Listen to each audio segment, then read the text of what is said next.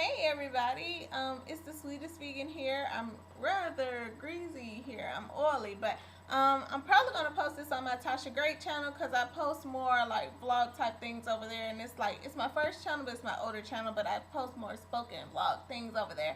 I wanted to do a video response to this YouTuber I met at VidCon.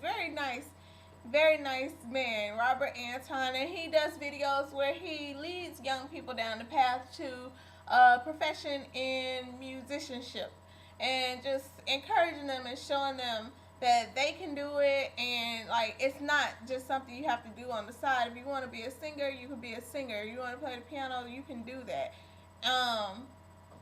Speaking for my sister, I don't know if she ever really wanted to play the piano, but my parents bought her a piano, and she never really pursued it, even though she was really good at it. But anywho, his question was, are you living your dream, or are you on your way to it, or if you're not doing it, why not? And I wanted to do a video response. I think I am, if I'm not living my dream, I'm certainly on my way to it. And I think I'm just one of the type of people where I won't have one dream in life. I won't have one passion. Like, I didn't know at the age of 12 that I wanted to be vegan or make vegan desserts or be a baker or possibly open a bakery.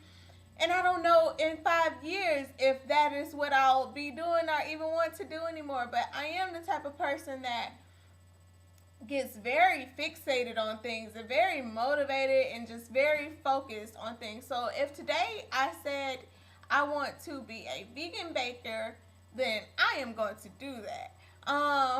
So that is what I'm currently doing right now. Moreover, I really wanted to do the YouTube thing, and I wanted to be a YouTube partner, but YouTube isn't a profession. You're not, I don't know how to say this. You have to have content. It's not enough to just be on YouTube. You know how some celebrities are just celebrities for the sake of being famous, like the Paris Hiltons and Kim Kardashians. Those are the exceptions. Most celebrities are great actors or great whatever, greats. They're not just celebrities. They're like a great actor, a great singer, a great dancer, a great whatever. So YouTubers are great because they're great comedians, or they make great special effects, they're great directors, or they make great vegan desserts. But I got fixated on that, and I really wanted to do that, and I'm about halfway to my first goal of how much I wanted to be making through the YouTube partnership program, and that's pretty good. I think it's pretty good. My first goal, I set it kind of low, but I'm almost halfway there, and that's pretty good, I think. But how did I go about, so how did I get to this point? Let's start back in high school. I thought I wanted to be a nurse. So even though people are like, you should be a doctor, I usually know what I want to do. So, and I look at these things, I do a lot of research. I had been on site, I had shadowed nurses, I had shadowed doctors, I shadowed these people, and I looked at the lifestyle of a doctor. That's not what I wanted to do. I wanted to be a nurse. So I applied to all my colleges for nursing. Then I found out that I didn't want to be a nurse anymore. I wanted to be an administrator. I knew the whole time I wanted to be a nurse that I eventually wanted to get my master's in nursing administration and be an administrator. So I was like, why not just skip the nursing part and just go into hospital administration? So the day of college orientation, I changed my major at Clemson University from nursing to health science, health services administration. So I graduated with a degree in that. So then I decided that, what did I decide? So then I knew that if I wanted to be a hospital administrator, that at the level that I wanted to practice at, the big dogs up in the C-suite, the chief executive officers and things, you pretty much have to have a master's degree in it, especially being a woman, being African American. You need your credentials. So I knew I was going to have to get a master's degree. And you pretty much, black, white, whoever, you pretty much, most of those people have MBAs, MPHs, MHSAs, those types of degrees, finance master's degrees. So I applied to get my master's degree in hospital administration, got accepted to that. My dog is hacking up who knows what behind me. So then that happened. So then the summer before I came to school, my parents didn't really support me going to get my graduate degree. Not because they're just bad parents. They love me. They love me. They love me. But I was raised by my grandparents, and they're old school. The fact that you go to college is like, it's like some people have an entitlement opinion. Like they feel like, oh, I'm supposed to go to college. It's very much so. You're one of the lucky ones. You cherish the opportunity. You go and stuff. But a graduate degree is like, what are you doing? Like, get a job. You went to college. Get a job, because that's what you do after you graduate from college. You get a job. And the model in the black community is like, you go back after you've gotten a job and you work, then you go back and get your master's degree. But I wanted to do what I saw the people who I wanted to be like doing. So that's number one. If you want to do something, find somebody who's doing it and follow that person. So I went straight to get my master's, but in between time from graduating in May, school didn't start to September, but I went ahead and moved to Michigan where I go to graduate school at, because I just had to get out the house. I couldn't stay with them. If you are around negativity, you have to get out of that situation. That's number two. Don't be around negative people, even if they're your parents. I know some of you may be younger than me. I'm 23, so I'm not grown by any stretch of the word. Like, I still have to call my parents in a bind and emergencies, but I'm okay self-sufficient. I'm pretty self-sufficient. I pay my own bills, but like emergencies, I still have to call my parents and things and relatives and people. But anyway, number two, if you're around negativity, get away from that negativity. If you want to be a doctor and somebody's always saying, you ain't going to be no doctor, especially if they just a friend, cut them off. Like, no. So I moved away from home, and I came to the town where I was going to go to college at. And I've been here ever since. But I didn't know anybody. I didn't have any money to do anything. So I had to sit in the house, and I had the internet. So I just said, well, okay. So by this point in time, I had found out that people were making full-time livings on the internet. And I had been interested in the internet business, but I really didn't get it until I found like YouTubers. And still to this day, my blog makes me $0. So my YouTube channel makes folds and folds and folds more than that. Even though it's not that much, it's still much greater than zero. So because of that, the whole blogging thing, like I didn't get how people made money on the internet until I found YouTube.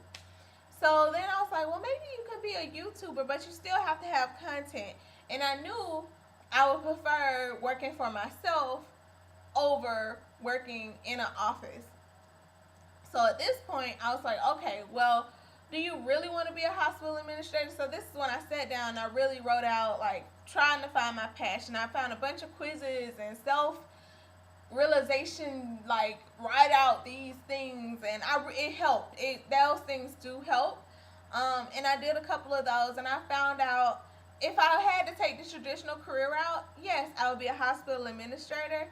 But if I was able to do my own thing on the internet, I would want to make vegan desserts. I love sugar, but if you go and tell somebody I'm vegan and I love sugar, they're gonna be like, you can't make a career out of that. And I was like, okay, watch me. You know, if I want to do that still when I graduate, then I'm going to pursue that. And I'm pretty good at being successful at whatever I set my mind to. So yeah, that's how I got here. I'm the sweetest vegan on YouTube, and I make vegan desserts, and I like it.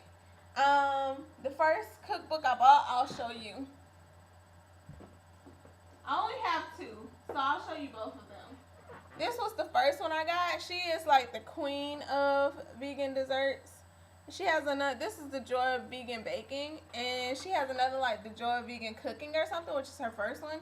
And then I bought this one. This is just another little one. It has much thinner.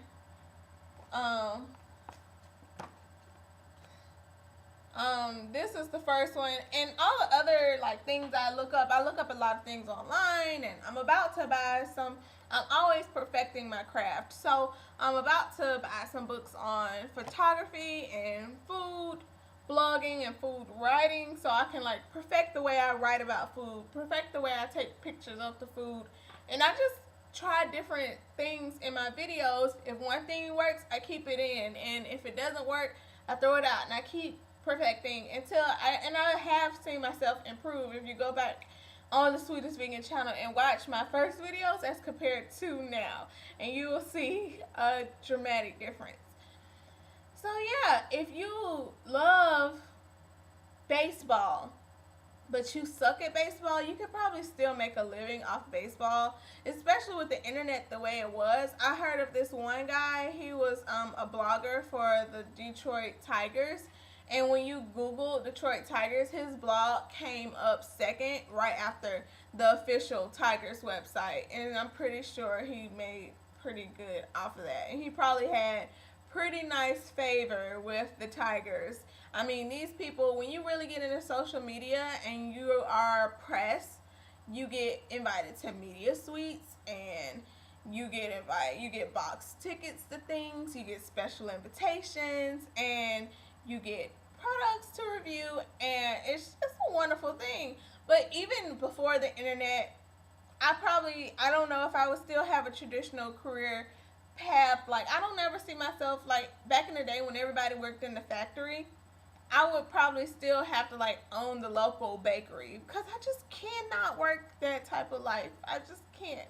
And I know a lot of people can. A lot of people want that type of life where they can just go into work and get off and not have to worry about it anymore. But I just want, like, my own thing.